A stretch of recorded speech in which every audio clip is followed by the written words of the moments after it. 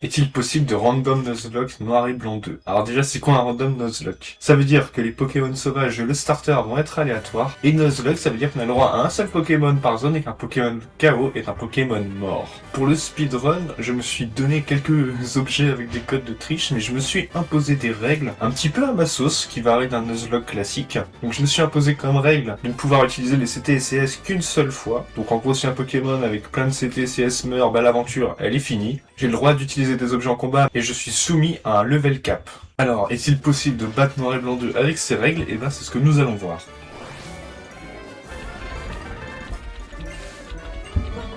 Et donc on obtient un escroco. Bienvenue dans la team Lacostéenne. Et donc on affronte le rival et on le défonce. On se dirige donc vers la première zone. Et on tombe sur un Noctali. Bienvenue dans la team Jean-Benoît. Après avoir parlé à Goya, on se dirige vers la deuxième zone. On tombe sur un Negapi. Bienvenue dans la team Sarko le S. Et au ranch, on tombe sur un fermier qu'on appelle de type acier. On fait fuir un membre de la team Plasma. Et puis on affronte Cheren. Je le défonce en 1 minute et hop, premier badge. Ok, plus de peur que de mal, hein. Puis ensuite, je me dirige vers la prochaine zone et je capture un Roselia que j'appelle Flowey ASR. Et ASR si vous avez la ref. Et donc, deuxième badge.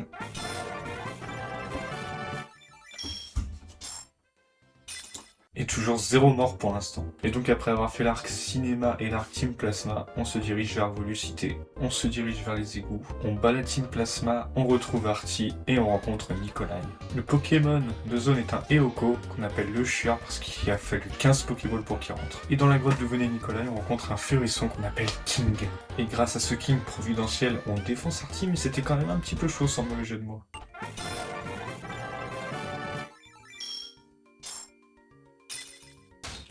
Ah, et comme je me suis donné full objet, j'en profite, hein.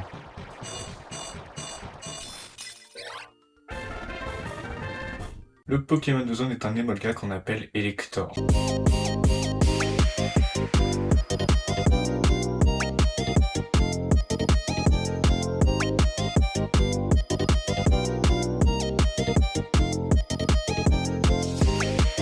Nikolai réveille les Krabarak et puis ensuite on lui met une petite pâtée bien méritée. On affronte Shaman et Shamsin aussi. Alors c'est la voisine qui a tout fait parce que leur attaque était super efficace contre quasi toute ma team. Mais bon, toujours 0 mort, espérons que la chance dure. Et donc, nouvelle zone.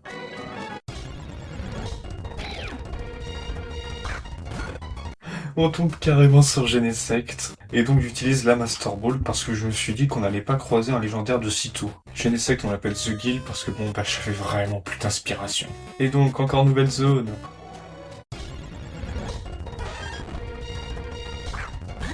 Bah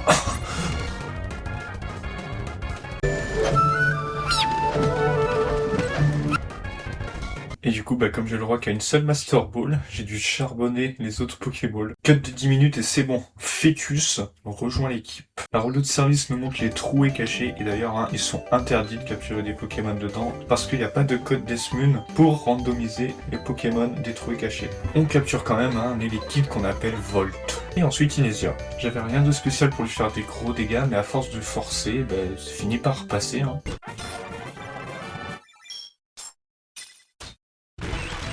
Après la Team Plasma, le Play Bad Boy et Carmine, on se dirige vers l'arène de Porionov. On one-shot le premier escroco. Sabliro lui survit à 1 PV, mais il aurait peut-être dû mourir parce qu'il se prend un coup critique. On met Minotaur dans le rouge et ce salopard, plutôt que de se soigner, il décide de nous tuer. Tout simplement, on perd le premier Pokémon. C'est donc Jean-Benoît qui va finir le Minotaur.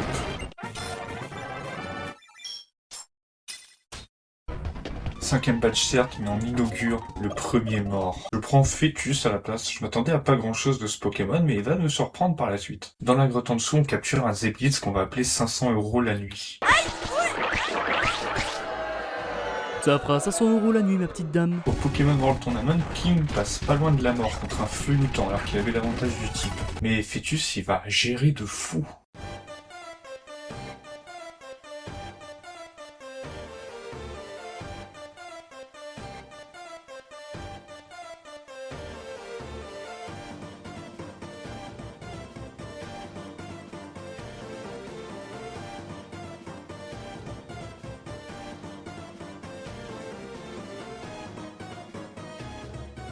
Après encore avoir battu la Team Plasma, on rencontre Cobaltium et on se dirige vers la grotte électrolyte.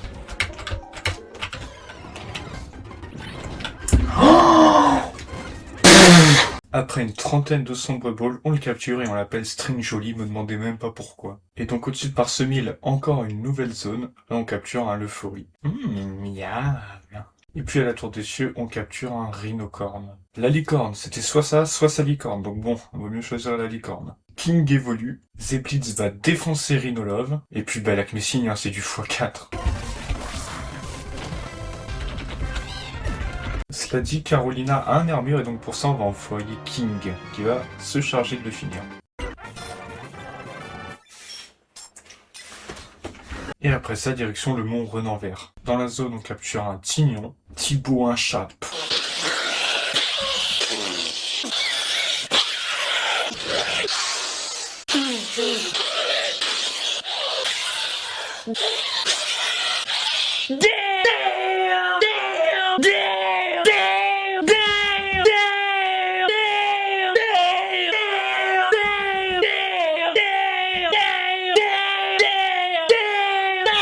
Puis dans la grotte, un archéodon qu'on appelle Dong. Toujours pas trop d'inspiration dans les noms. Oh mon Dieu. Un peu moins rigolo dans la grotte, un karatéka me déboîte. Merde. Ah bah super.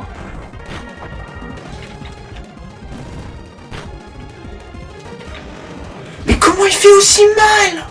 Grâce à Fétus et à 500 gros la nuit, on s'en sort sans plus de morts. On a perdu 3 excellents Pokémon, va falloir être vigilant. Pour se consoler, notre Escroco évolue en Crocorible.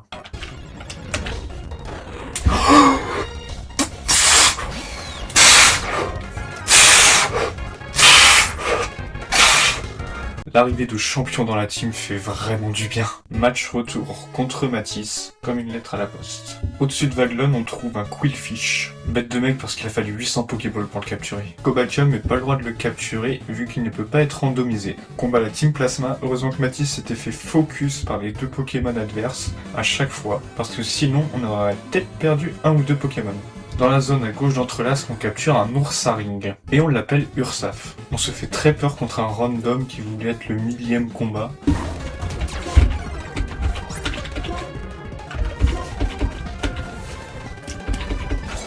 Oh putain de merde. Ouf. On s'est fait une frayeur. Dans la zone, un Coxyclac, Mets-moi fessé. Et dans l'autre zone, bon...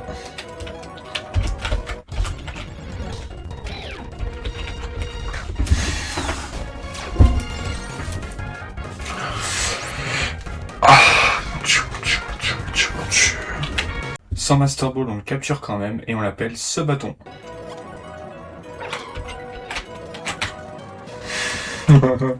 C'est méchant. Et le monde est méchant.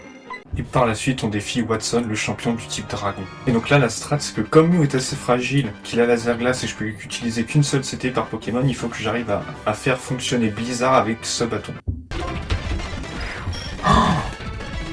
Oh là là là là, c'est passé direct. Oh ce bâton.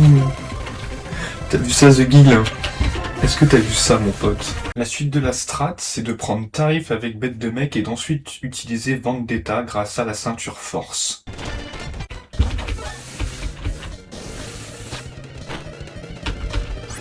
Ah!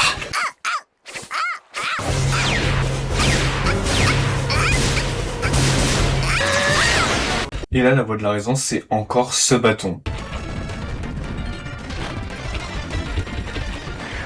Oh, le deuxième bizarre qui passe. Retranchodon, un peu de difficulté parce qu'il s'est boosté, on a dû sacrifier Bête de Mec. Et Fétus se fait assurancer.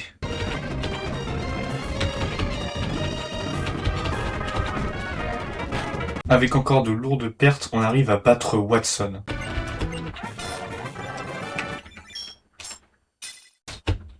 J'ai que des Pokémon de merde là un peu, à part les 4 que j'ai là. À gauche de Janusia, on capture un Kabuto qu'on va appeler Endo Tensei.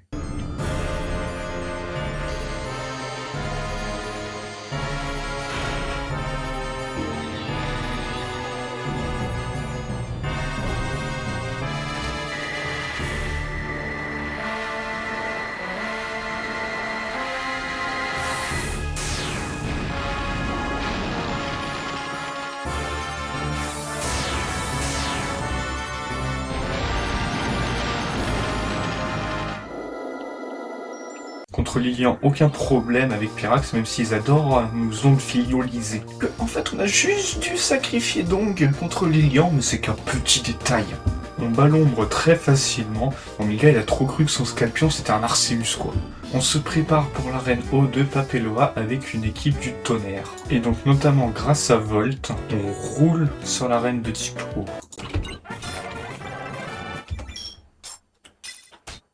À Bevaglon, on trouve un Cobaltium. Oh putain. Par la suite, grâce à Amana, on monte sur la frégate Plasma. On trouve le bon mot de passe. Malheureusement, on est jarté de la frégate par les huissiers et en plus, on a perdu 500 € la nuit. Ça commence à se remplir tout ça. On arrive à la grotte cyclopéenne et on surprend une réunion Tupperware, une réunion boîte en plastique. On se réinfiltre dans la frégate.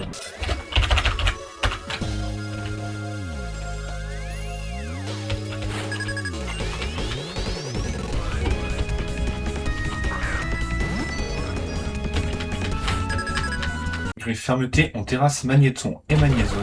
Ah, il pratique le suicide. Grâce à ce bâton, on arrive à one-shot Neitram, et après avoir sué contre Click, il finit lui aussi par trépasser.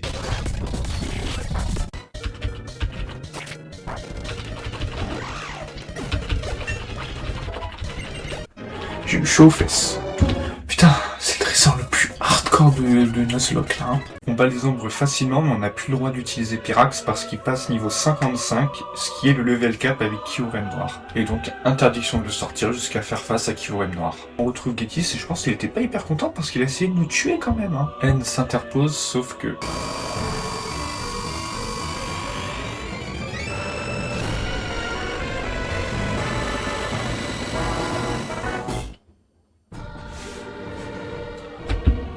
Et du coup, c'est Kyurem blanc et pas Kyurem noir en fait.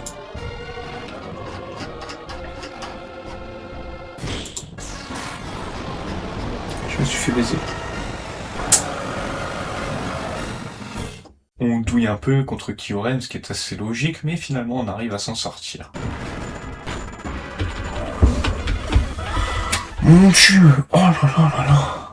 Et sans pause, on affronte Getis en 5v6.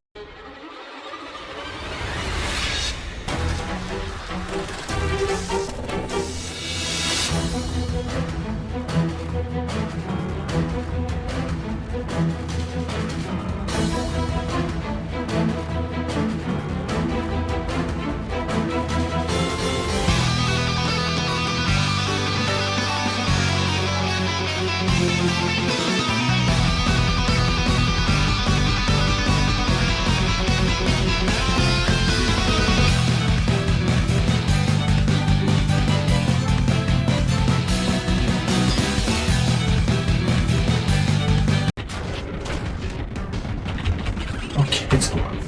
C'est un peu le miracle du Nuzlocke, on perd 2 Pokémon contre un Karateka, on arrive à battre Getis sans perte, et avec 5 Pokémon. Et donc happy end, sauf que Getis et N se sont barrés. Direction la ligue, on chope un Terra qu'on appelle Volatile. Et donc on s'attaque à la ligue Pokémon. D'ailleurs, petite fun fact, en m'entraînant un petit peu, notamment avec les dresseurs de la route Victoire, j'ai cru que le level cap c'était le level du mode challenge, donc à vous de voir si vous acceptez de compter la run ou pas.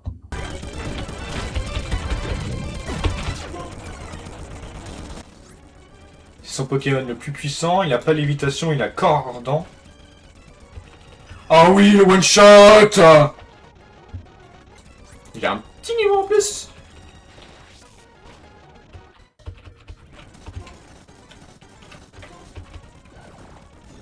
Lui, je suis obligé de l'attaquer en spécial en plus, à cause du talent boom final. Mais bon, ça c'est une bonne chose de faite. Ah putain.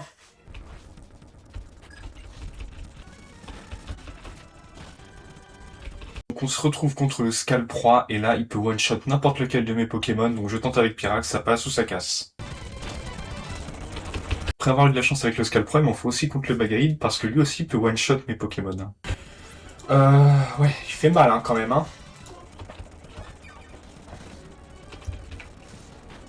Qu'est-ce qui fait mal? Bon bah faut pas que je m'attende à attaquer en premier, je dois en prendre un autre. Putain. Mort. Putain, on respire. Et Persilla, c'est clairement la plus facile à battre. Normalement, elle va tenter de faire un truc genre bâillement. Ouais, c'est bien ce que je pensais.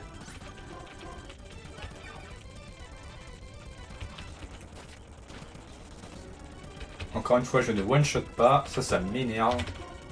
Putain, mais ça passe à rien, hein.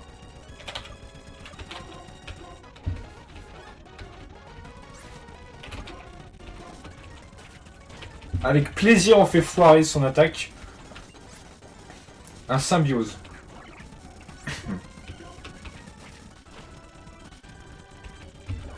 Parfait. Un sidéré là.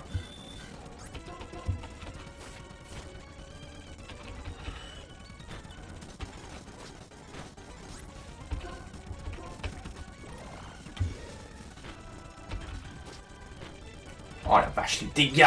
Oh là là!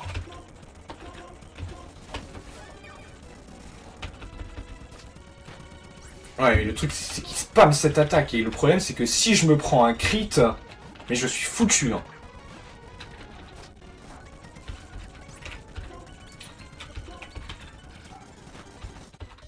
Ouh là là là là, les dégâts, les dégâts, les dégâts! Oh. Bon, je savais que Cryptero il allait poser quelques problèmes, mais pas autant, hein. Contre Kunz, c'est là qu'on a le plus de chances de perdre la run. C'est super efficace, mais ça lui fait rien. Ouais, bah, je peux l'attaquer avec Écosphère et Ballon, quoi, mais je peux pas faire grand-chose, hein, parce que j'ai rien qui peut, qui est super efficace contre lui, mais l'important, c'est qu'il ne soit pas efficace contre moi. Ah, putain, ça lui fait rien du tout, hein.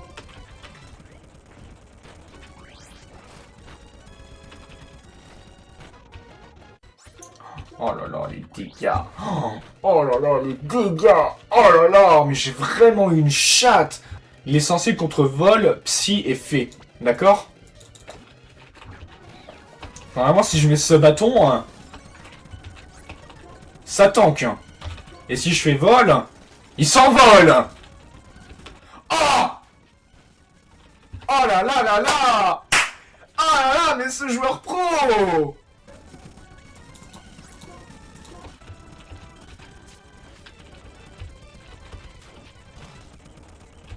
Ah putain, il survit, hein.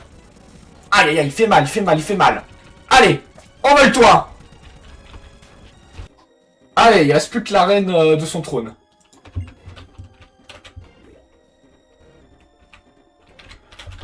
Ok. Ok, crac crac. On se craque la nuque. Contre Iris, c'est simple. Si Dratak ne one-shot pas ses Pokémon Dragon, on est dans la sauce. Donc heureusement Dratak a une très forte attaque, donc avec Dracogriffe ça a des chances de passer, mais j'ai aussi boosté son attaque.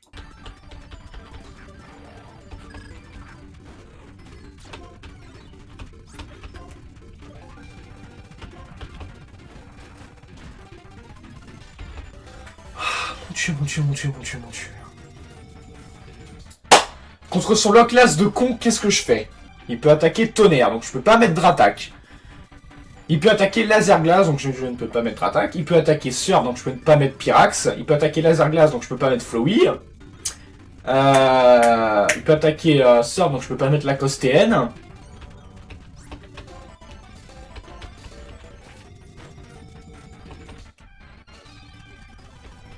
Putain, et puis ça endort direct. Je croyais qu'il y avait un tour où ça endormait pas.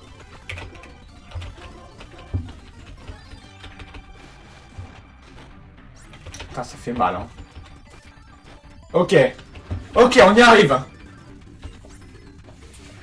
Ok. Ok. Dracarmin. Dratak, hein. S'il te plaît, hein. Parfait. Coup critique. Aéroptébite. Et si je mets Kabutops, avec Kabutops, je peux faire Surf. Ok, Galeking. Ah, je crois que c'est un monstre ce truc. Je vais quand même pas perdre mon Shiny, hein. Je savais pas que le Galeking il prenait aussi cher contre les attaques sol. Bah si je lui mets un séisme, normalement ça one shot. Eh, vu la puissance de l'attaque. Bon bah champion, on compte sur toi. C'est à toi de finir ce duel. C'est toi qui l'as commencé, c'est à toi de le finir.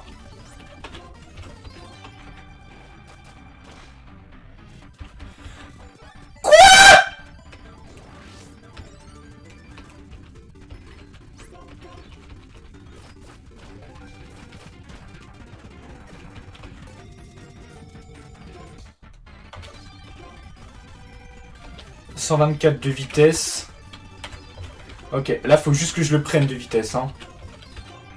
137. Si Roserad ne le prend pas de vitesse et ne le tue pas, le match est fini. Il est plus rapide.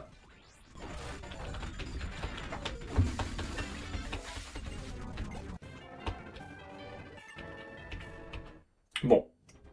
En vrai, ça s'est super bien passé. La run ne pouvait pas être parfaite, évidemment, fallait que je perde champion. C'est un peu grâce au fait que j'ai confondu le mode challenge et le mode normal. J'aurais eu peut-être un peu plus de difficultés, j'aurais peut-être perdu un ou deux Pokémon supplémentaires.